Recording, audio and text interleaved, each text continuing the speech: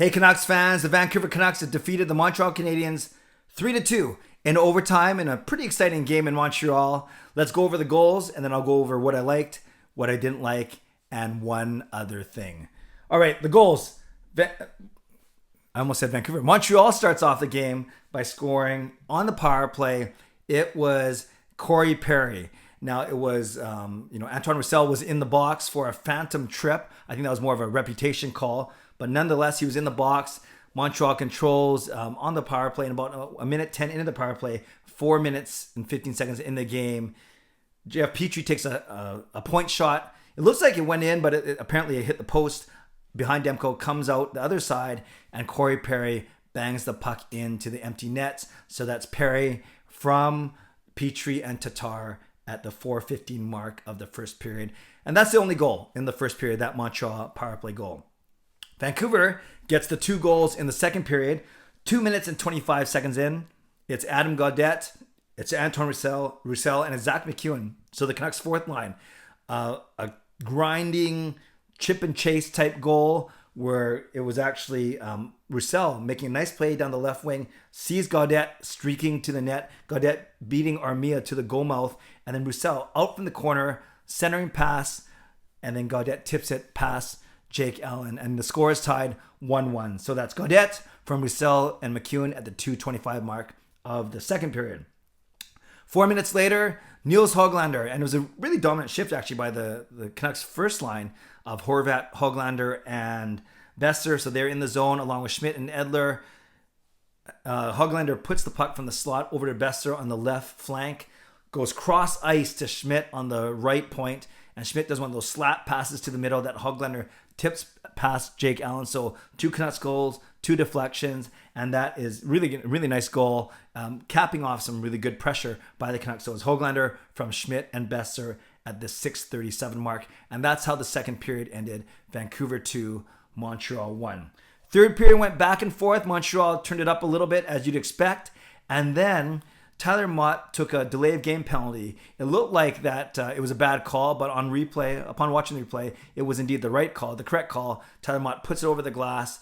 Then not only are the Canucks shorthanded, but then Montreal pulls the goaltender. So now, in essence, it's a 6-on-4. And Nick Suzuki makes no mistake. Pass from Jeff Petrie. Suzuki wires it past Demko with 57 seconds left. So that's Suzuki from Petrie at the 19:03 mark. And then we are headed to overtime. Overtime started pretty slow. Montreal I think they did about 5 or 6 consecutive cycles into their zone. And then once the Canucks got control, JT Miller actually, I think Hughes and Horvat, I believe, or Hughes and Besser were getting off the ice. So Miller, solo effort, cut in from the side that he likes from the shootouts, right? He always comes down the left side and cuts in, but then he cuts in. He has a Montreal defender draped all over him, makes a really nice play past Jake Allen, and boom, the Canucks win 2 minutes and 1 second into overtime. That is JT Miller from Quinn Hughes. Quinn Hughes giving the pass before likely going off for a line change. So there we go. Canucks goals from Gaudette, Hoglander, and Miller. Montreal goals from Perry and Suzuki. So let's get into what I liked, what I didn't like, and one other thing. Let's start with, of course, Thatcher Demko. Another 29 saves for him tonight. He saves 29 saves on 31 shots.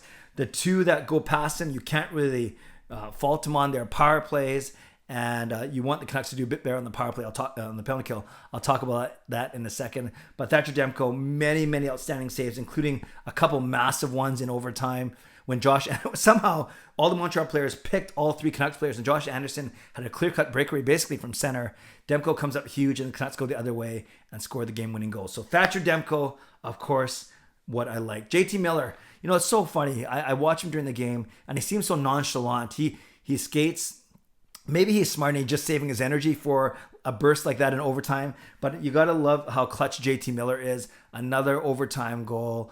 And it's just kind of funny. I know he's kind of polarizing player this year, but he is a point per game player once again. So I like JT Miller's game. I like Nate Schmidt's game. I talked about that in my first intermission reflection, but I like Nate Schmidt's game. Very noticeable. He had his assist, ends up as a +1. In fact, Myers ends up a quiet +2. So surprised about that. So I thought Jimmy Vesey had a pretty good debut. Didn't do anything spectacular, but certainly played well. Played 18 minutes in his debut, and he had 2 shots on goal and 2 block shots. So overall, I thought he had a good game as well. I'm just kind of looking at some more of the stats. Really, those are the guys that stood out to me a bit. I think Hoglander was good. Horvat was good. Horvat with no points, but he was still noticeable.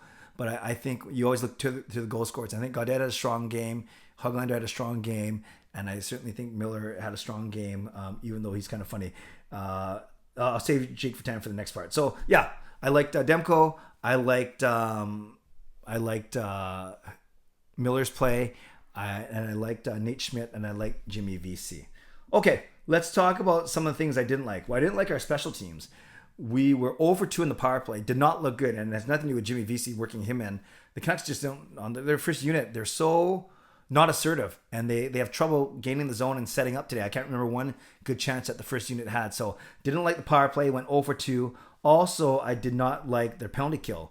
Granted, one of them was with the extra attacker. But the Canucks only went 2 for 4 on the penalty kill. So really, they allowed 2 power play goals, and they didn't score on their 2 opportunities. So that was not good. Team stats, they only won 1/3 of their faceoffs, 34%, and they got out hit 27-11. But that I didn't really notice that discrepancy that badly when the game was going on. I didn't like Virtanen's roughing penalty. I know you don't want to let Toffoli think that he can just jab away at Demko after whistle, but Virtanen takes that penalty with 6 minutes left in the game. You got to kind of be aware of your surroundings, be aware of where the game clock is at. But thankfully, the Montreal Canadiens did not score on that particular man advantage. And I guess the other thing I didn't like the fact that some Canucks were getting hurt. It's not because Montreal's dirty, but it was all either high sticks or actually they're not high sticks or blocking shots. I know that Myers got hurt a couple times. Sutter got hurt once. Edler got hurt once. Tyler Mott got hurt once. Now they all finished the game, but just because they finished the game doesn't mean they're gonna play the next game. So we'll have to see if we add any guys to the list of walking wounded after this game. But those are some of the things that I didn't like. Okay, one other thing. Man, this playoff race is getting interesting. The Canucks have scratched and clawed their way to a 500 record. Say that with me again. The Canucks are now 500. It's pretty crazy. They are 15, and actually I want to say this right. So I should know this off the top of my head, but obviously I didn't look it up before I came on here. Yes, the Canucks with that win are now 16, 16, 2. So 34 points in 34 games. Now we can talk about the fact that they probably need 30 points in the next 22 games. But that's not so crazy to think, given that the Canucks have won 4 in a row. They've won 8 of the last 10. And now they've beaten, in the past 3 weeks, they've beaten all 6 teams. Toronto, Edmonton, Winnipeg, Montreal, Calgary, and Ottawa. Now, Calgary won tonight. So that's one thing. Montreal, unfortunately, we don't tie them in the standings because they got that point because of the Nick Suzuki goal late.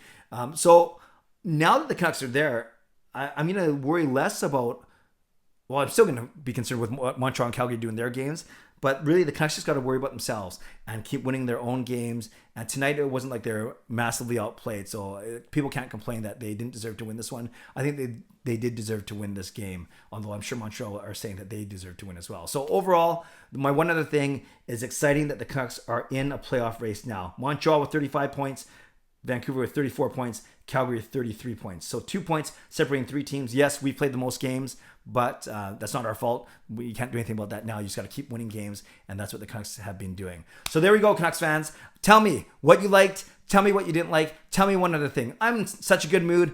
I hope you join me for my post-game live stream. I'll start at 7:15 in about 20 minutes from now. And then I'm going to do a little mini concert at the end of it. Just something fun to celebrate. So hope you join me. But leave a comment below. Tell me what you like. Tell me what you didn't like. Tell me one other thing. Stay safe. Stay healthy. Take care of yourselves and take care of each other. Have a great night.